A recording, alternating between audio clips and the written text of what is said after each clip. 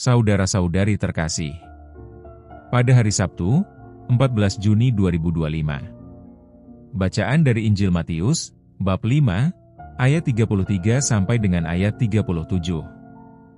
Marilah kita berdoa. Dalam nama Bapa, dan Putra, dan Roh Kudus. Amin. Allah Bapa di surga, syukur atas berkat melimpah dan anugerah yang menyertai kami. Semoga Engkau menyinari hati kami dengan sabda-Mu. Demi Kristus, Tuhan dan pengantara kami. Amin. Bacaan Injil. Tuhan bersamamu dan bersama rohmu. Inilah Injil suci menurut Matius. Dimuliakanlah Tuhan. Dalam khotbah di bukit, Yesus berkata, "Kalian telah mendengar apa yang disabdakan kepada nenek moyang kita.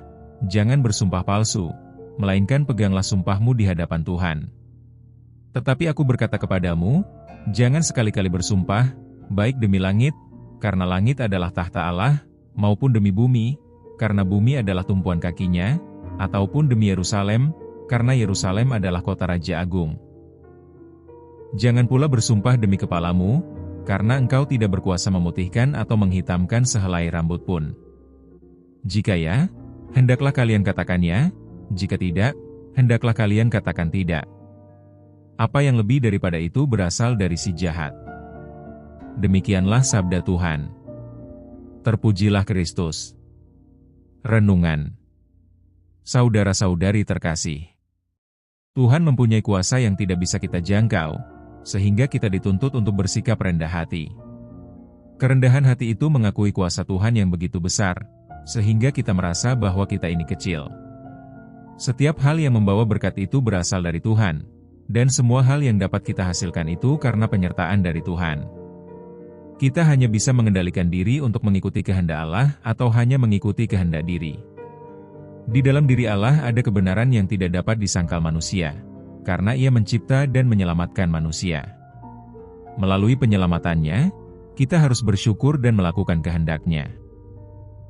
Dalam kehendak-Nya yang diajarkan Yesus, sebagai pengikutnya, kita tentu mengatakannya, dan apabila kita mengatakan tidak, maka kita mengikuti kehendak kejahatan. Kehendak Tuhan itu tentang kebaikan dan kebenaran, yang diteruskan oleh gereja dalam ajarannya. Maka dari itu, mengatakannya berarti siap menjadi saksi yang setia dari Tuhan. Menjadi pewarta kebenaran sabda Tuhan. Sehingga kita dapat melakukan kebaikan karena kita merasa bahwa Tuhan itulah yang memberikan berkat. Semoga Tuhan memberkati. Amin.